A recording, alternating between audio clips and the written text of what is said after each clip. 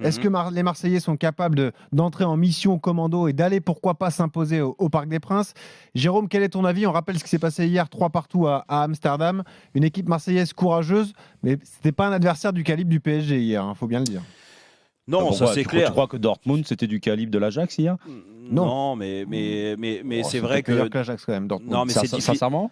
Ah oui. Non, mais c'est difficile dans tous les cas, Manu et Benoît, de comparer un autre match, même de Ligue des Champions ou de Coupe d'Europe, avec ce classique. Je veux dire, c'est dans l'excitation, dans la haine qu'il peut y avoir entre les deux clubs. Bien sûr que les joueurs, tout ce qui se passe, et attention, je minimise pas ce qui se passe à Marseille aujourd'hui parce que c'est catastrophique, mais si tu veux, sur ce match-là, tu arrives très facilement à mettre ça de côté. Parce qu'il y a une attente qui est tellement forte de la part des joueurs déjà et puis des supporters que tu sais que si tu réalises un bon match et un bon résultat dans ce classique, que ça soit du côté parisien ou marseillais, automatiquement, ça te met un petit peu de tranquillité dans les prochaines semaines. Ça, c'est la première des choses. Donc, pour te dire, répondre à ta question, Benoît, le thème du jour, est-ce que Marseille peut se mobiliser et être au rendez-vous? Bien sûr que oui. Bien sûr que oui. Moi, j'ai aucun doute sur le fait que Marseille, collectivement, il fasse un gros match. Comme ils ont souvent fait ces dernières années au Parc des Princes. Alors ça ne se traduit pas forcément par des bons résultats ou des victoires ou des matchs nuls, parce qu'ils ont gagné qu'une fois sur peut-être les 15 dernières années. Et c'était en Coupe de France. Ah, tu parles au Parc des Princes, oui. Ouais, au Parc des Princes, je te parle. Mais n'empêche que si j'ai une souvenir là, dernièrement, je crois que c'était période Covid où ils avaient gagné 1-0, il me semble. Mais sinon, en général, c'est des défaites de la part de Marseille. En 2020, la dernière victoire de Marseille au Parc, 1-0, but de Florian Thauvin. Ouais, c'est ça. Ouais. C'est ça. Donc c'était période Covid, mais peu importe. Il y a très peu de résultats positifs de la part des Marseillais au Parc depuis pas mal d'années, et pas que les années Qataris, ça c'est clair et net. Après, n'empêche que, vu qu'il y a une excitation particulière, oui, ils seront au rendez-vous. Psychologiquement, ils seront prêts. Ils ont été prêts hier à combattre avec l'Ajax. À revenir à 2-0, t'imagines, avec toutes les péripéties de la semaine, tout ce qui se passe à Marseille.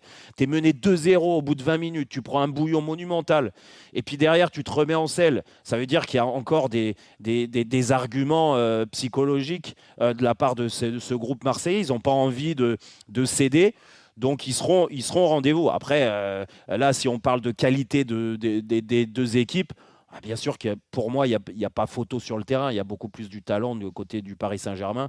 Et si le PSG est concentré comme il l'a été contre Dortmund, collectivement à faire des efforts ensemble, ça va être difficile sur le terrain pour les Marseillais, ça c'est clair. Manu, tu as été rassuré par le match d'hier? Ah oui, complètement. J'avais même dit avant le match qu'on n'est pas à l'abri d'une bonne surprise et que j'étais persuadé que les Marseillais allaient se remobiliser pour ce match-là, qui est super important par rapport au contexte, mais surtout, ils ne sont pas impactés directement. Ce ne sont pas des joueurs menacés par les supporters. Ils voient bien ce qui se passe, mais bon, quelque part, ils essaient de prendre du recul en se disant que c'est un petit peu ce qui se passe souvent à Marseille, qu'il y a rarement de la sérénité, que le Mistral n'est jamais très très loin, même quand il y a du beau temps. Et que c'est une sacrée semaine quand même, non, même mais si tu sais que ça peut être agité. Non, mais je pense aussi que les joueurs en avaient marre de Marcelino et de son 4-4-2.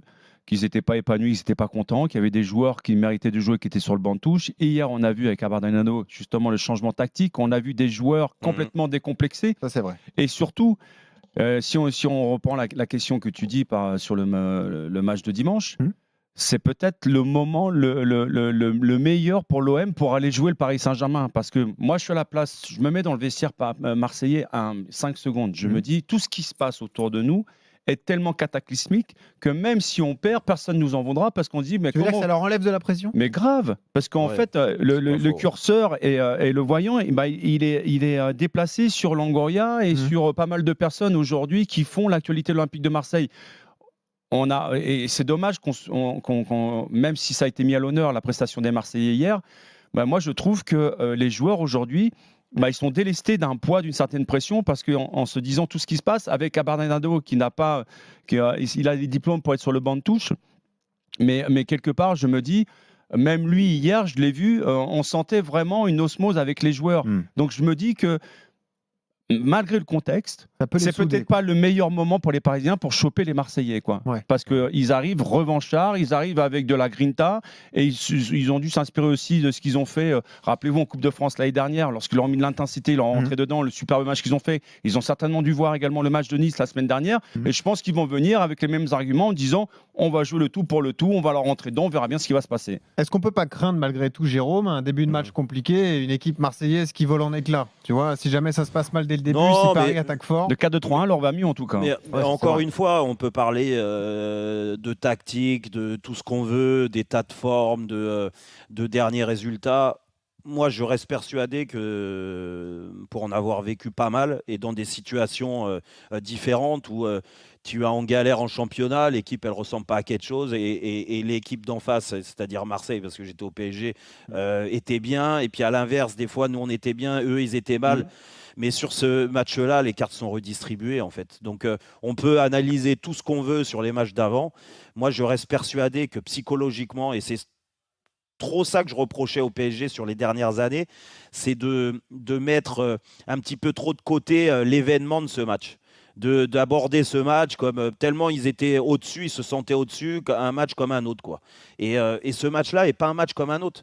Donc, si les deux équipes, et j'ai aucun doute que les deux équipes, mentalement, elles préparent le match comme des guerriers. Voilà, quoi qu'il se passe, changement d'entraîneur au PSG, changement de politique sportive à Marseille, bah là, changement d'entraîneur, des joueurs qui étaient mis de côté et qui redeviennent des joueurs titulaires. Pour moi, c'est voilà, ce match-là et la vérité, elle se passe sur l'entame de match. Comment tu arrives à gérer cette pression-là? Et ça, franchement, moi, je suis pas magicien. Je peux pas savoir dans les têtes de chacun comment ils vont aborder ça. Ce qui est sûr, c'est que au PSG, ça a changé. Et au PSG aujourd'hui, vu qu'ils ont francisé, comment on dit, Francisé, ouais. francisé un peu le vestiaire, un peu plus, et ben ils vont d'autant plus accentuer le fait que ce match-là n'est pas un match comme un autre, Tiens, contrairement d'ailleurs- à ce qui se passait l'année dernière. Mais est-ce que tu penses que la pression est davantage sur les épaules parisiennes ou Oui, marseillaises? bien sûr.